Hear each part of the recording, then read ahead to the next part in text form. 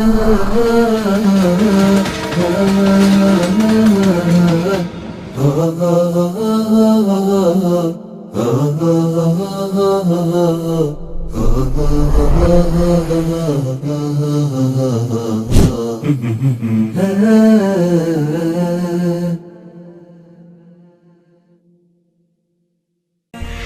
العلا سيروا شباب الأمة، وتكاتفوا لينوح فجر أجمل، وتسابقوا للمكرمات وحلقوا بسبائها طرا وخيرا أمنوا. بسم الله الرحمن الرحيم. مشاهدينا الكرام، مستمعين الأفاضل في كل مكان، السلام عليكم ورحمة الله وبركاته. حياكم الله وبياكم في حلقة جديدة من برنامجكم ساعة شباب. هذا البرنامج الذي يأتيكم الساعة 4 تماما من كل خميس في الأسبوع. باسمكم جميعا نرحب بضيفي وصديقي الذي يصطحبني في التقديم، والذي حل محل ضيفي أو زميلي الآخر عبد الرحمن. حياك الله أخوي أنس. حياك الله عبد الرحمن، وحياكم الله مشاهدينا الكرام في حلقة جديدة من برنامجكم الأسبوعي ساعة شباب. حياكم الله وبياكم. مشاهدينا الأفاضل، إلى أولى فقرات برنامجنا لهذا اليوم وجلسة سمر.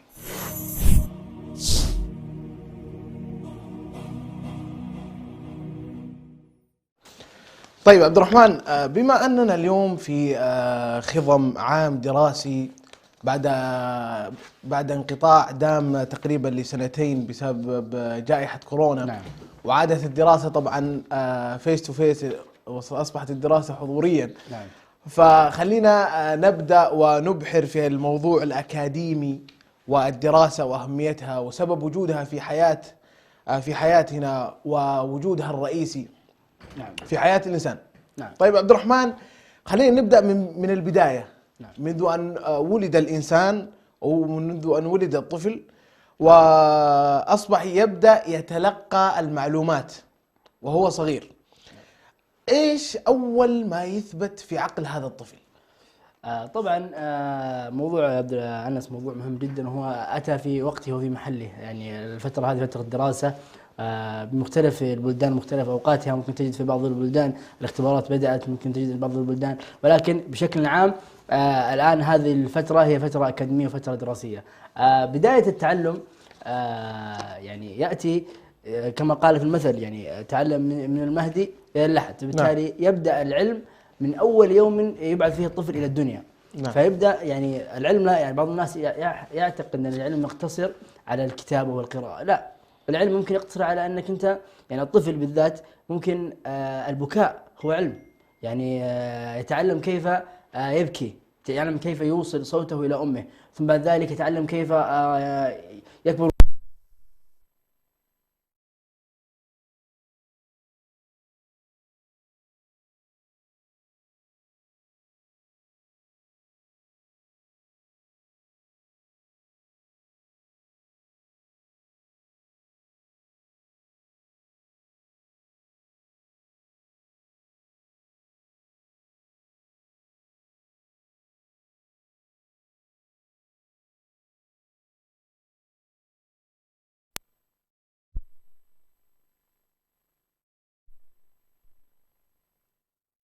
هي المرحلة الأولى في السلك التعليمي. نعم.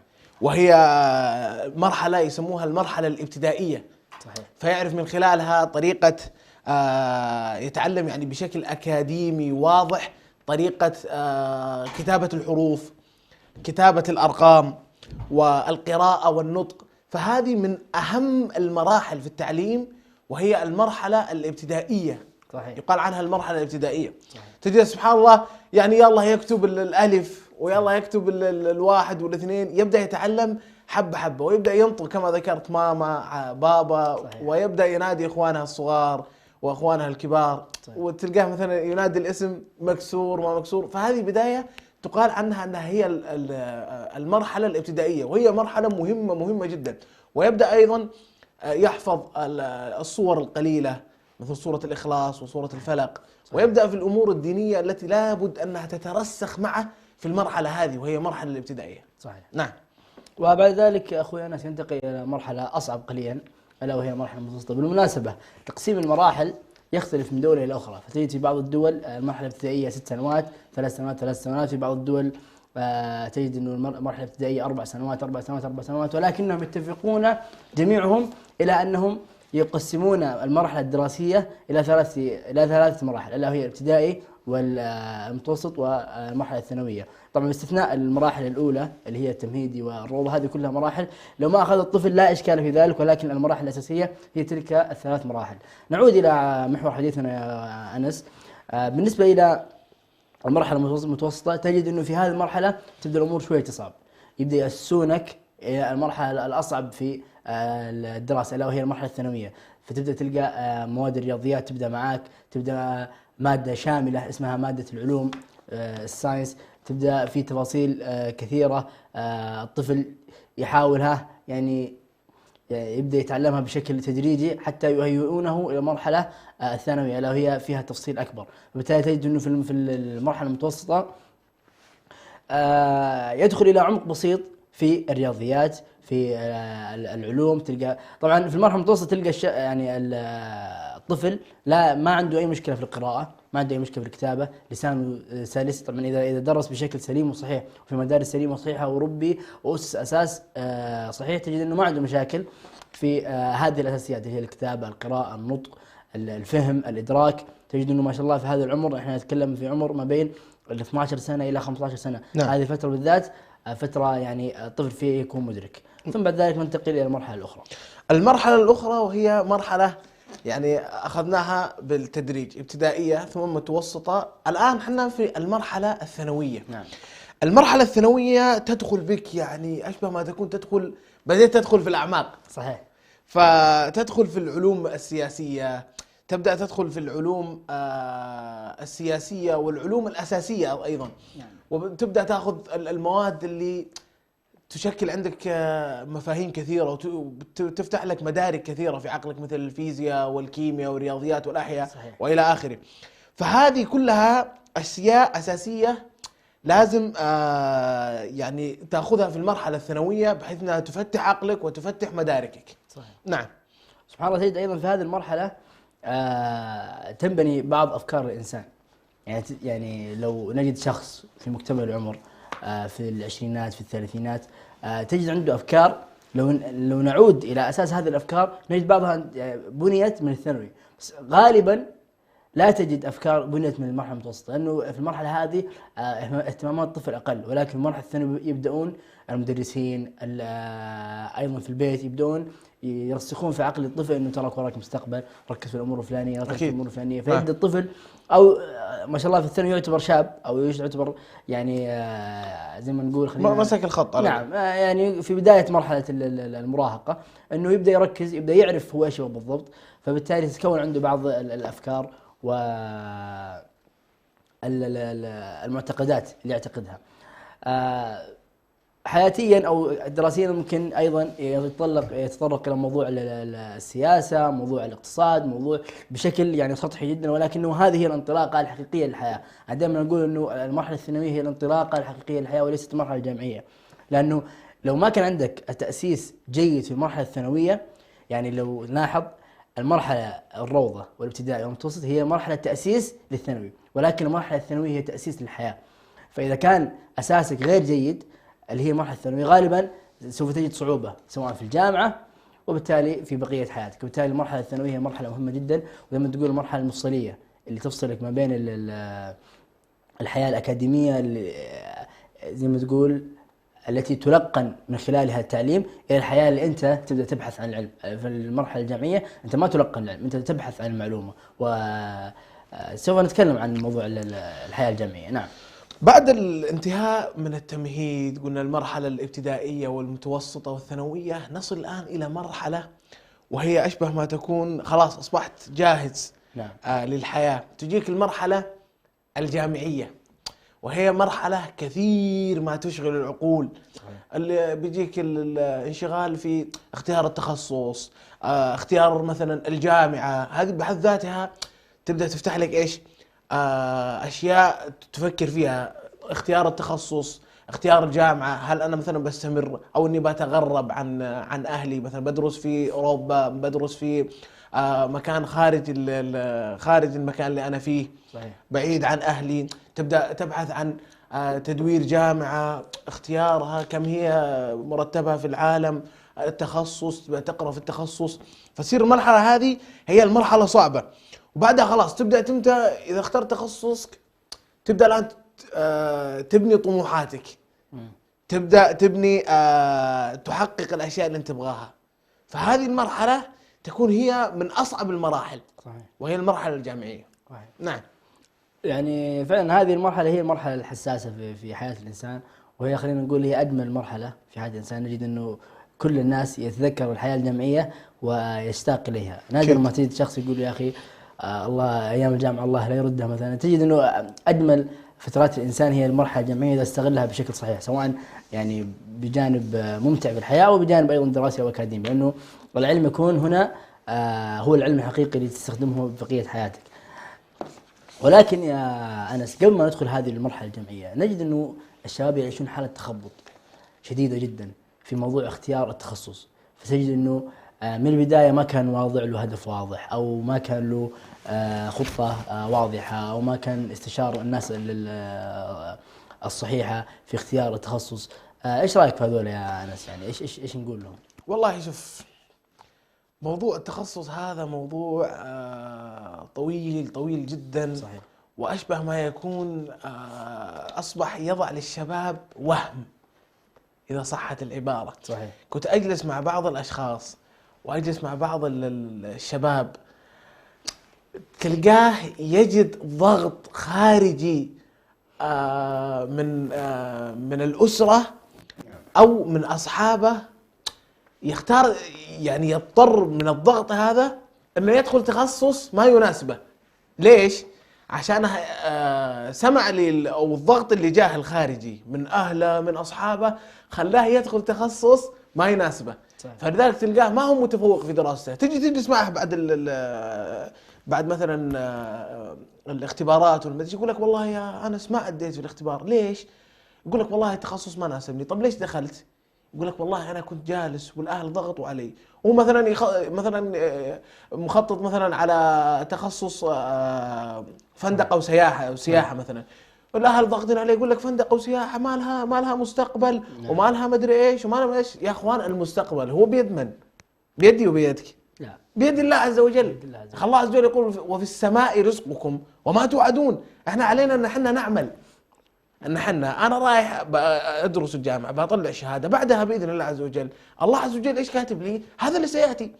اما اني انا اروح اغرس في الشاب او اني اغرس في الابن ان هذا التخصص ليس لديه مستقبل وتدخل الابن تخصص لا يناسبه، هذا سيؤدي الى انه هو لا يتفوق في دراسته. صحيح. فلذلك التخصص هو قرار شخصي. انت شوف، اقرا في التخصصات، احضر دورات، اقرا اقرا في المنتديات، اقرا في المطويات، في الكتب، اقرا التخصص الذي يناسبك، خش فيه.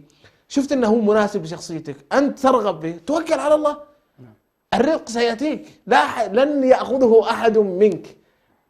الرزق سياتيك انت، المكتوب لك سياتي. يجب ان تختار يعني القرار الصحيح. اي، فالقرار هذا يكون راجع لك انت، لا تشرك فيه. مثلا اذا انت مثلا قررت على تخصص مثلا هندسه مدنيه، تبغى تسال في تخصص، تروح تدور مثلا المتخرج، تقول له ايش انا، طب ايش انت اخذتم مواد ما الى ذلك، تاخذ وتعطي معه، بعدها تتوكل على الله. صحيح.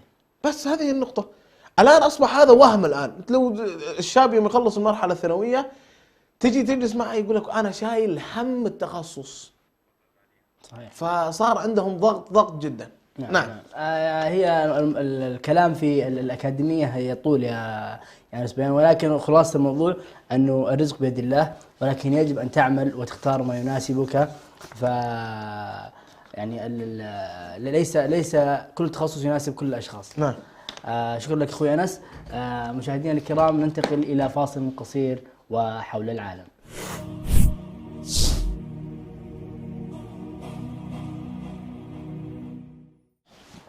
طيب. نعم أخوي أنس.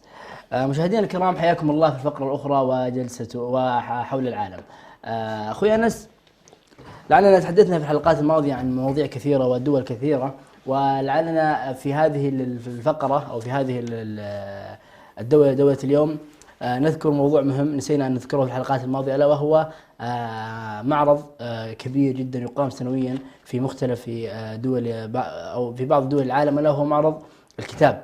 هذا المعرض العظيم أو الصرح الكبير الذي يضم مئات الآلاف بالملايين الكتب العربية التي تدعم الثقافة. وعلى حد علمي يوجد هذا المعرض في كذا دولة مثلها المملكة العربية السعودية، أيضا موجود في اسطنبول في تركيا، أيضا موجود أعتقد في دولة الإمارات وكذا دولة لا أذكرها، ولكن يعني هو متواجد في كذا منطقة.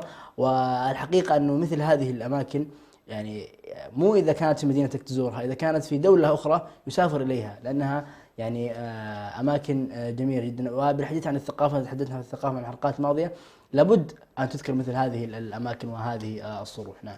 نعم. أيضا لا شك يعني الحدث هذا حدث مهم جدا، وأصبح يوضع في كل عام، ويلتقون فيه الأدباء والمثقفين وينظرون في الكتب الجديدة ويستمتعون بالقراءة والندوات والمحاضرات التي تنظمها هذه المعارض المفيدة جدا.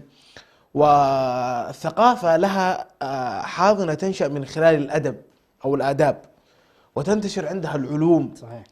وكما أن أم الدنيا هي مصر، فأكيد هي تكون حاضنة نعم. الثقافة. نعم بلا شك. يعني إذا قلنا لكل دولة شيء يميزها، فما يميز أم الدنيا مصر هي أن هذه الدولة تتميز بكل شيء.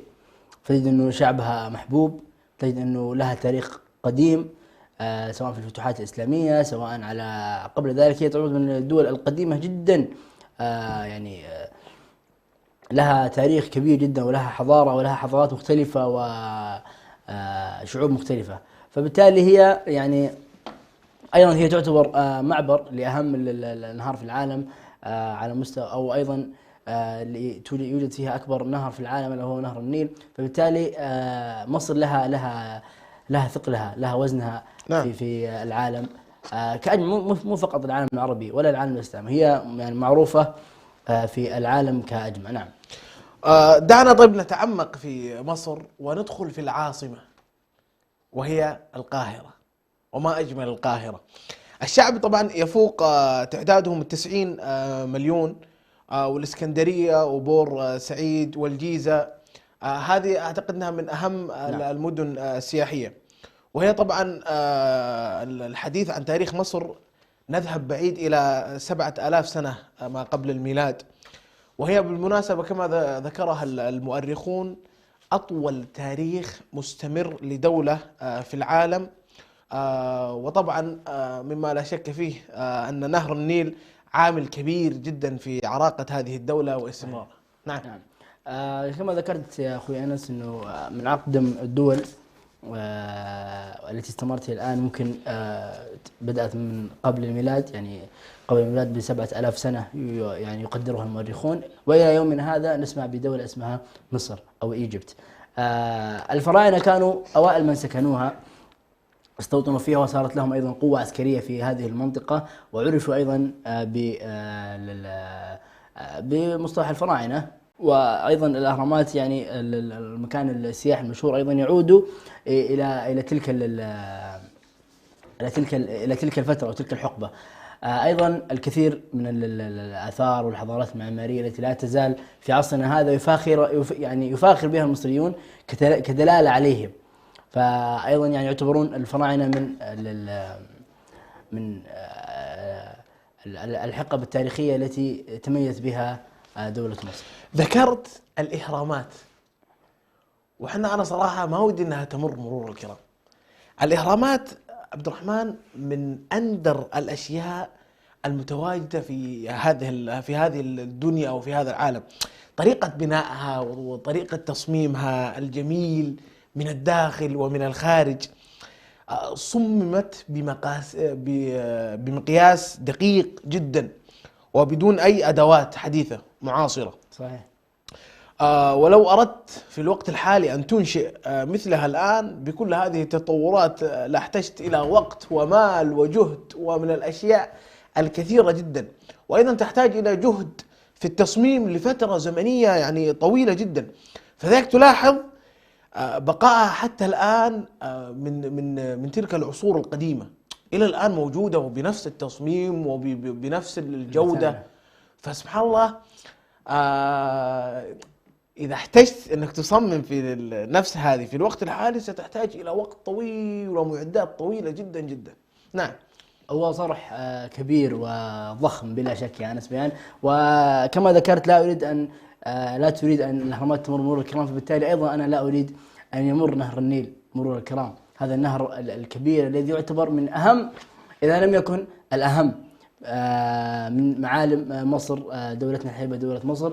هذا النهر الذي أصبح يميز هذه الدولة عن غيرها، ولو أن نهر النيل يمر بعدة دول مثل مصر، مثل السودان، الصومال، اثيوبيا، اريتريا، جيبوتي، غينيا، عفوا جيبوتي لا يمر بها، يعني عندنا اثيوبيا وعندنا اريتريا وعندنا الصومال وايضا عندنا كينيا واوغندا وغيرها من الدول. اشوف نهر النيل يمر من كل هؤلاء الدول، ولكن ما يميز عندما يذكر نهر النيل ماذا يذكر؟ يذكر دولة مصر، لأنه ارتبط ارتباط كلي نهر النيل بدولة مصر. نعم. نعم.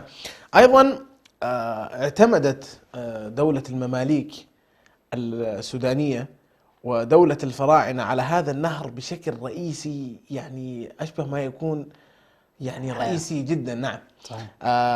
إذا أن تجارتهم ومأكلهم ومشاربهم كانت معتمدة على الزراعة. يعني دولة المماليك السودانية والفراعنة المصرية كان أكلهم ومشاربهم كلها معتمد على الزراعة، فلذلك كان لهذا النهر نهر النيل شأن كبير جدا وأهمية عندهم.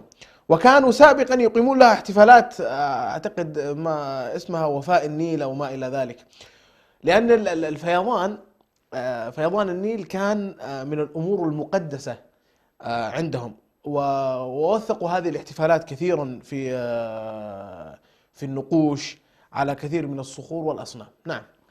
لا شك أخوي أنس أنه نهر النيل يعتبر مصدر حياة بالنسبة لهؤلاء، سواء دولة المماليك السودانية وأيضا دولة الفراعنة، لأن العكس تماما هو هلاكهم. فيذكر في أواخر الثمانينات أنه شهدت أحواض النيل جفافا غير مسبوق في تلك الفترة أواخر الثمانينات، مما أدى إلى نقص المياه، حدوث مجاعة كبيرة أدت إلى وفاة كثيرين منهم. ويذكر أن المجاعة كانت موجودة في السودان وأثيوبيا، غير أن مصر وهي الدولة التي نتحدث عنها في هذه الحلقة لم تعاني من هذه المشكلة كثيرا، نظرا لأنه مخزون المياه الناتج عن نهر النيل كان كبير في مصر، وبالتالي لم تتأثر. ولكن فكرة أنه ينقص نهر النيل ويسبب مشكلة هي بحد ذاتها تؤرق الكثير من الدول التي يمر من خلالها نهر النيل العظيم. أيضا بلا شك أنه نهر النيل كان ولا يزال مطمعا لكثير من الدول الاستعمارية التي استعمرت المنطقة. نتحدث عن الدول الاستعمارية مثل إنجلترا، مثل فرنسا، مثل إيطاليا. هذه الدول يعني لا بأس أو عفوا من أهم أسبابها أنها تود استعمار في هذه تلك المنطقة أنه يمر بها أكبر نهر في العالم ألا وهو نهر النيل. بالمناسبة يوجد اختلاف بين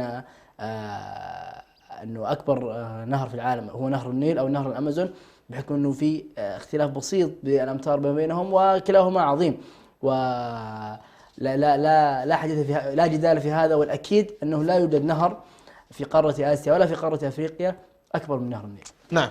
بعد أخ عبد الرحمن، بعد ما تكلمنا في الإهرامات وتكلمنا في نهر النيل، دعنا الآن ننتقل إلى المعلم الثقافي والأكبر في دولة مصر، وهو الأزهر. جامع الأزهر الذي سمي بالأزهر، والتي تأتي بمعنى المشرق، وهي من اسم الزهراء، لقب سيدتنا فاطمة الزهراء عليها السلام. ولعل في هذا ربط، وإن كان غير ثابت عند بعض المؤرخين. نعم. نعم. جامعة الأزهر أو الجامع الأزهر هي أكبر جامعة في مصر، ولعل بعض المؤرخين يقول أنها ثاني أكبر جامعة بعد الصرح العظيم ألا هو جامع عمرو بن العاص. لأنه بدأ التعليم في مصر في التاريخ الحديث بجامع عمرو بن العاص في الفسطاط، سبقه في وظيفة التدريس. لكن خلينا نقول انه الفترة هذه كانت الدراسة تقدم تطوعا وتبرعا، وكانت تركز على الدراسات الإسلامية، إلا أن الجامع الأزهر يعد الأول من ناحية الجامعات في تأدية دور المدارس والمعاهد التنظيمية والترتيب الأكاديمي، فكانت دروسه تعطى بتكليف من الدولة ويؤجر عليها العلماء والمدرسين في الجامعة، فبالتالي يعني تعتبر هي الجامعة الأولى في مصر. أيضا دائما ما نسمع عن الطلاب المتخرجين من جامعة الأزهر دائما يتحدثون، يقول لك تمتلك مناهج تعليمية عالية خاصة في المستوى الشرعي والمستوى الديني. صحيح. أيضا غير المستوى العلمي، عفوا غير المستوى الديني والشرعي، في مستوى اللغة العربية أو غيرها، فهذا ما يجعل جامعة الأزهر متميزة عن غيرها. نعم. نذكر أنه مصر الحبيبة فتحت في عهد الخليفة الراشد عمر بن الخطاب على يد الصحابي الجليل عمرو بن العاص، وكان يعتبر من دهاة الصحابة. نذكر قصة افتتاح مصر على عجالة، أخوي عبد الرحمن أخوي أنس، بعد أن قام الخليفة عمر بن الخطاب باستشارة الصحابة عن افتتاح مصر، ولكن هذا الكلام بعد ما أرسل الفرقة المكلفة لافتتاح دولة مصر بعد أن كلف الصحابي الجليل عمرو بن العاص، فكتب له في الرسالة: إذا بلغتك رسالتي قبل دخولك مصر فارجع، وإلا فسر على بركة الله. وحين وصلت هذه الرسالة إلى عمرو بن العاص، عمرو بن العاص ذكي، يعتبر من دهاة العرب وفطنائهم، ففهم وفطن إلى ما في الرسالة فلم يتسلمها حتى بلغ العريش، فتسلمها وفضها، ثم سأل رجاله: أنحن في مصر أم في فلسطين؟ يعني هو كان ماشي باتجاه مصر ولكن عن طريق فلسطين من الشمال. فلما وصلته هذه الرسالة وصلته وهو في الطريق، فعمرو بن العاص ذكي ودهم دهاة العرب ولا يريد أن يقع في الحرج، يعني ولا يريد أن يخالف أمر الأمير، وهو يعتقد في قرارة نفسه أن مصر من الدول المتاحة لأنها تفتتح، فبالتالي ما فتح الرسالة، ثم إلى أن بلغ أرض مصر ثم فتح الرسالة، استشار أصحابه قال: الصحابي الجليل عمر بن الخطاب يأمرنا أن نعود، هل نحن في فلسطين أم في مصر؟ فقالوا: نحن في مصر. فقال هو: إذا نسير في سبيلنا كما يأمرنا أمير المؤمنين. وهكذا قد تم توضيح رسالة عمر بن الخطاب إلى عمرو بن العاص، يعني عمرو بن العاص ما عصى أمر الخليفة، إلا أنه يعني فهم وفطن إلى ما في الرسالة، وتلك وذلك فضل الله يؤتيه من شاء، هذه الفطنة لا تؤتى لأي أحد، إلا أن الله عز وجل آتاها الصحابي الجليل عمرو بن العاص. شكرا لك على هذا الأداء أخوي أنس. لعلنا نتوقف في هذه الفقرة عن الحديث عن دولة مصر، وطبعا الحديث عن مصر لا ينتهي ولا ينقضي أبدا. مشاهدينا الكرام، لعلنا نترككم في فاصل قصير ثم نعود إليكم، فابقوا معنا. للمكرمة وحلقوا بسمائها ضرا وخيرا أمنوا.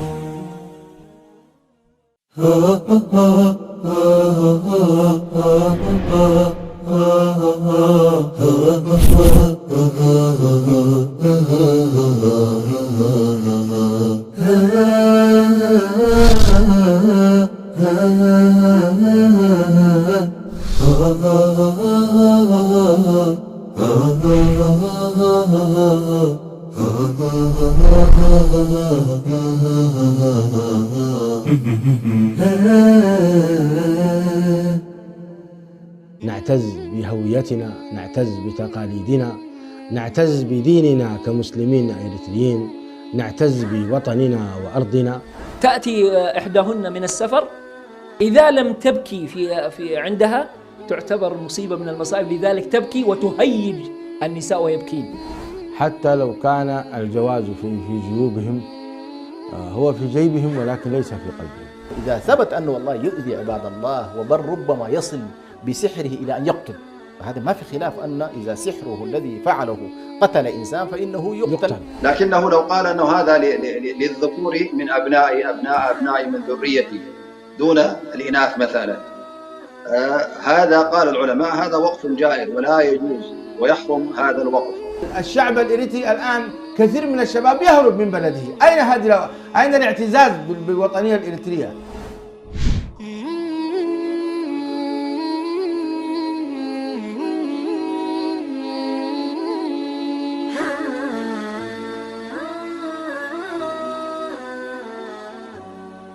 أبدأ بسم الله الرحمن وبالرحيم دائم الإحسان، فالحمد لله القديم الأول والآخر الباقي بلا تحول. أكرم بقوم أكرموا القرآن وهبوا له الأرواح والأبدان، وكما قال الشاعر: الحي حي من حياة لسانه، فإذا أبيد من اللسان أبيد.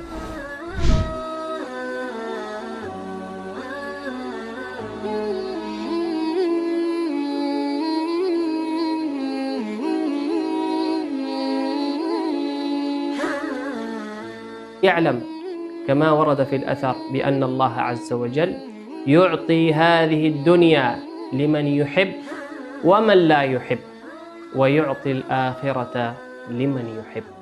وقلنا أن حروف الإخفاء 15 حرفا مجموعة في قول الناظم: صف ذا ثنا كم جاد شخص قد سما، دم طيبا زد في تقى ضع ظالما. بسم الله الرحمن الرحيم. قل أوحي إلي أنه استمع نفر من الجن فقالوا إنا سمعنا قرآنا عجبا. هو الأول والآخر والظاهر والباطن وهو بكل شيء عليم.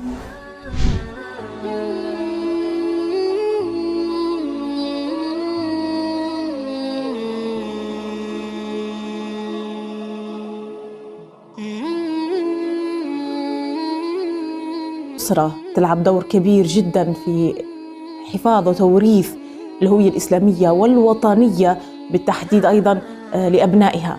الهوية الإسلامية موجودة، ولكن للأسف الهوية الإريترية أو الهوية الوطنية أمست.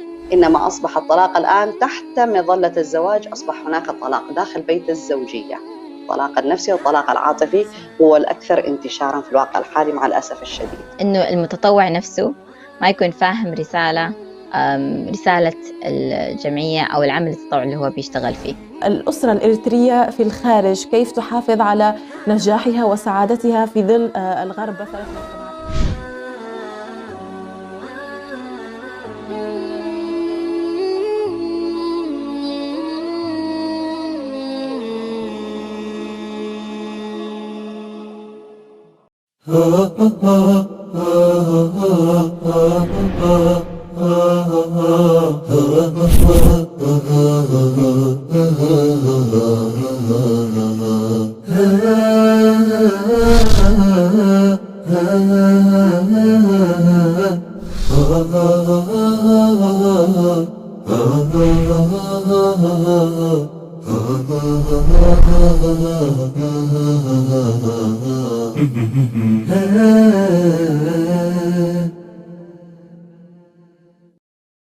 وتسابقوا للمكرمة وحلقوا بسمائها ضرا وخيرا أمنوا.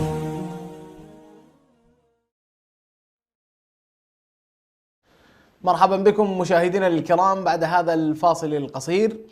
مشاهدينا الكرام، ننتقل وإياكم إلى الفقرة الأخيرة وسبورت.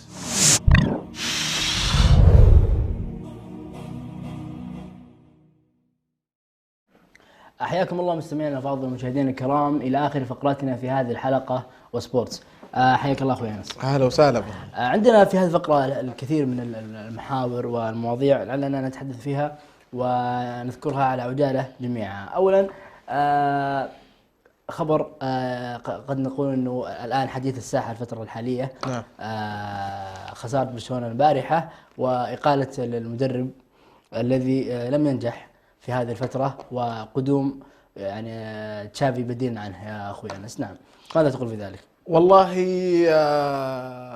الموضوع موضوع مدرب برشلونة أصبح يعني خسارات ورا خسارات، الخسارة من أمس وقبلها من ريال مدريد، والخسارات بدأت تتوافد بشكل كثير جدا. صحيح. وبعض المصادر أثبتت أن البديل تشافي.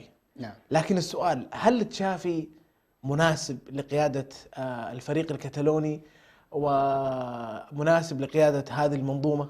ماذا رأيك؟ صحيح، وخصوصا أنه تشافي لم يخوض تجربة أوروبية صعبة في التدريب، يعني راح أتى من السد ثم راح يدرب فريق مثل برشلونة، وبرشلونة وهو متألق جدا صعب انك انت تدربه لانه فريق كبير جدا وله تاريخ، ما بالك الان وهو يعيش يعني ضغوطات ما اعتقد انه مرت على برشلونة يعني منذ اكثر من 20 سنة. يعني هاي ضغوطات كبيرة جدا، سواء نتكلم عن مشاكل مالية، مشاكل إدارية، مشاكل أيضا فنية، مشاكل عدم وجود نجوم في الفريق. أعتقد أنها سوف تكون أشبه بالمهمة المستحيلة لتشافي. وأنا صراحة يعني لو كان لي من الأمر ما كنت راح أجيب تشافي، لأنه صعبة جدا أنه مثل مدرب مثل تشافي لم يخوض أي تجربة أوروبية أنك تضع مثل هذه الظروف. ممكن كان في خيارات أفضل، ولكن هذه قرارات ورهانات، ثم سوف ننتظر إلى نهاية الموسم. ماذا عن خسارة البايرن؟ خسر بنتيجة كبيرة البارحة. صحيح. يعني المعروف أن البايرن هو اللي يفوز بهذه النتائج. صحيح. يفوز بخمسة وستة، ومع الأندية الكبيرة والأندية المتوسطة والصغيرة دائما ما إذا ضرب بالأرقام الكبيرة هذه. لكن الشارع الرياضي أمس كان أشبه ما يكون بفجعة أن البايرن خاسر بنتيجة كبيرة جدا. فما يعني ايش المشكلة؟ ايش المشكلة اللي حاصلة في البايرن؟ هي ما هي مشكلة، ولكن هذه هي كرة القدم. تعودك على المفاجآت. احلى ما في كرة القدم ان عند دخول الميدان هناك 11 لاعب ضد 11 لاعب وكل شيء ممكن. لا تستغرب اي شيء. ولكن خسارة من بروسيا مونشنغلادباخ تجاه بايرن ميونخ بهذه النتيجة الصاعقة، هذا الأمر يعني صعب جدا توقعه. وهذه هي حلاوة كرة القدم، أنه المستحيل ليس في مفاهيم كرة القدم. طبعا الخسارة كانت أمام في الدوري الألماني أمام فريق بروسيا مونشنغلادباخ.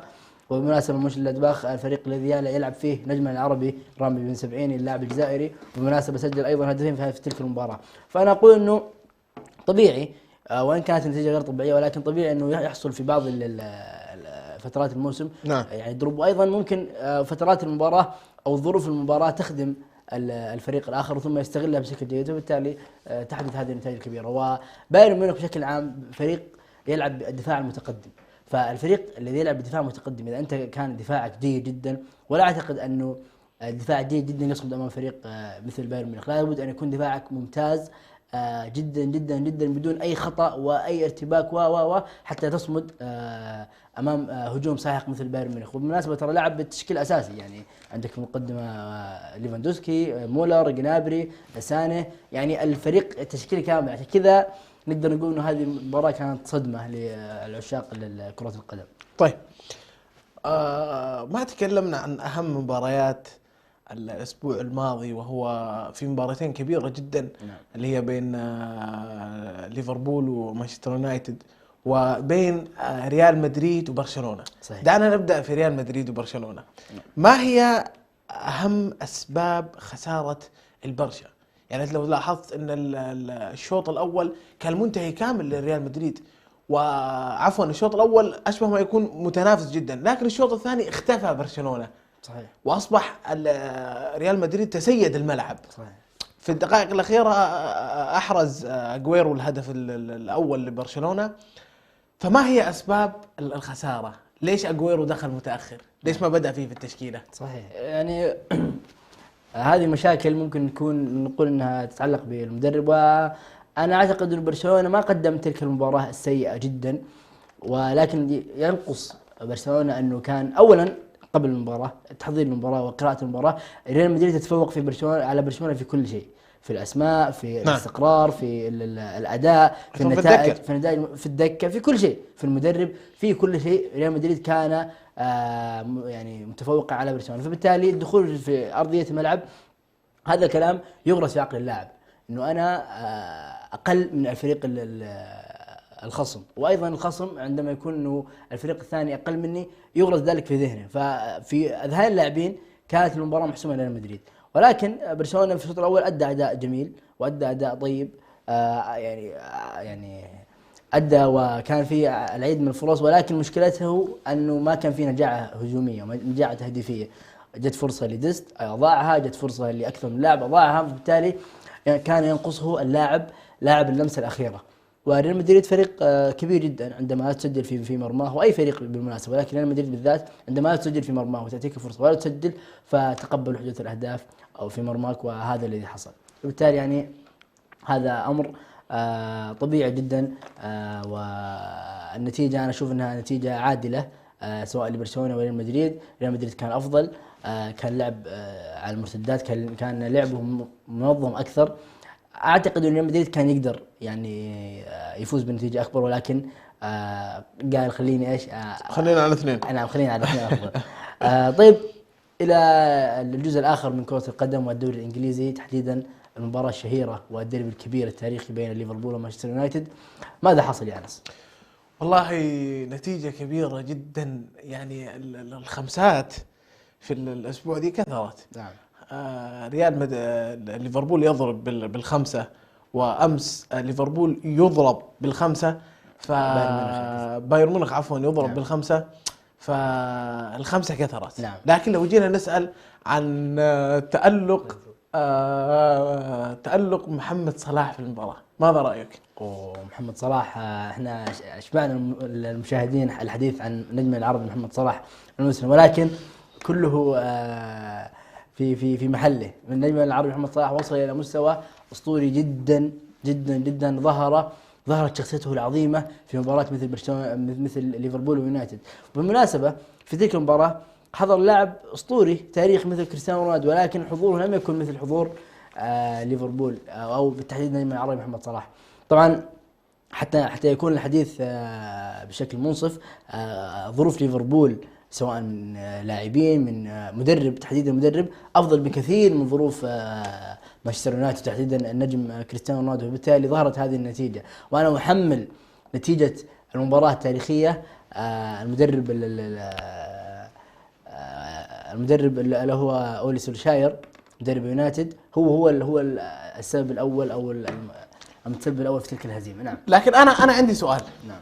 هل نقول ان قوة المدافع الكبير فان دايك استطاعت انها تسيطر على قوة رونالدو، فلذلك رونالدو كان مخفي طول 90 دقيقة؟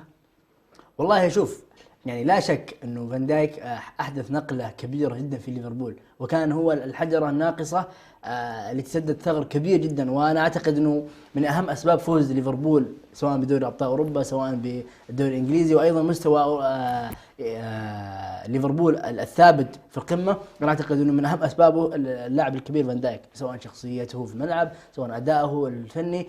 وظهر هذا يوم غاب فان دايك الموسم الماضي كامل. نعم. تاخر وتراجع مستوى ليفربول، فاعتقد انه فان دايك كان له دور كبير. ولكن انا زي ما قلت لك، كريستيانو اداؤه لم يكن اداء جيدا بسبب فان دايك، وانما يعني كان بسبب المدرب السيء اللي هو مدرب سولشاير. نعم. طيب ايضا هذه يعني ملحمة كروية بين ليفربول ويونايتد. دعنا ننتقل الى الملحمة الكروية الاخرى، وهي نصف نهائي اسيا بين الهلال والنصر. اكيد العالم العربي والشعب السعودي اصبح او كلها تابع هذه المباراه. كانت ملحمه كرويه جدا قامت هذه المباراه في مرسول بارك. نعم. ماذا رايك؟ ما هي اهم اسباب خساره والله المباراه كانت مباراه عظيمه جدا. السعوديه استثمرت في كره القدم استثمار جميل جدا، وهذا نتاج الاستثمار. ومباراه تاريخيه جدا حدث فيها المتعه، حدثت فيها الاثاره. الهلال فاز 2-1. اعتقد ان يعني سير المباراه كان جميل جدا، استمتعنا كمتابعين، واعتقد الهلال يستحق ان يوصل الى نهائي قاره اسيا للمره الثانيه في خلال 3 سنوات. احنا ايضا نتمنى الكاس انه يكون نعم. عربي ويكون من نصيب الهلال السعودي. نعم. خليني اتحدث لك يا انس بيان عن محور اخر مهم جدا. البارحه نشرت صحيفه الماركا الاسبانيه تسريب عن الكرة الذهبية. وبالمناسبة الكرة الذهبية تكلمنا عنها كثيرا، ولن نتوقف عن الحديث عنها إلى أن نعم إلى أن يتم الإعلان عنها. إلى أن يتم الإعلان عنها. نشرت تسريب عن القائمة والفائزين، وهذه التسريبات يعني تذكر في الإعلام ولا يعتمد عليها، ولكنها مجرد تسريبات. ذكر هنا في التسريب أن الفائز بجائزة الكرة الذهبية اللاعب البولندي روبرت ليفاندوسكي لاعب فريق بايرن ميونخ. نجد أيضا في القائمة اللاعب الثاني في المركز الثاني ليونيل ميسي، المركز الثالث عندنا أيضا كريم بنزيما، محمد صلاح، أيضا عندنا اللهم صل على محمد جورجينهو لاعب تشيلسي، كانتي. ما رأيك في هذه القائمة؟ هل ترى أنه ليفاندوسكي يستحق الفوز بالكرة الذهبية؟ والله رأيي خوف أنه يعني يجيني نقد كثير من الأخوة الرياضيين. نعم. لكني أرى أن محمد صلاح هو من يستحق الفوز بالكرة الذهبية. نعم. محمد صلاح في السنة هذه يعني أصبح ما يكون يعني خلاص، إذا يعني على قولة واحد مغرد يقول إذا مو هذا أفضل لاعب من؟ فعلا. يعني لابد أن ننصف اللاعب. ليفاندوسكي أدى هذا الموسم، لكن في وجهة نظري محمد صلاح يعني أشبه الهاتريك يكون عنده بشيء أساسي في الملعب. صحيح. نعم. لعلنا نقول أنه الكرة الذهبية ليست بحيث عن الموسم الحالي، ولكنها يعني الموسم الماضي وإلى هذه الفترة. نعم. وتألق محمد صلاح كان بداية موسم 2021-2022، ولكن هذه الكرة الذهبية هي على مستوى سنة 2021 كاملة، وأيضا بداية سنة 2022. فممكن يعني نقول أنه فوز ليفاندوسكي بها يعني أمر منطقي. وأنا أعتقد أن الثلاثي الذي يستحقها محمد صلاح، روبرت ليفاندوسكي، وأيضا النجم الكبير ليونيل ميسي. الإخوة والأخوات، بعد هذا النقاش الطويل حول الرياضة وصلنا وإياكم إلى محطة الختام، وهي المحطة الأخيرة في برنامجنا وحلقتنا لهذا اليوم. وأنس وصحاب في ساعة شباب، طابت أوقاتكم بكل خير. نحو العلا سيروا شباب الأمة، وتكاتفوا ليلوح فجر أجمل، وتسابقوا للمكرمات وحلقوا بسمائنا طرا وخيرا أملوا.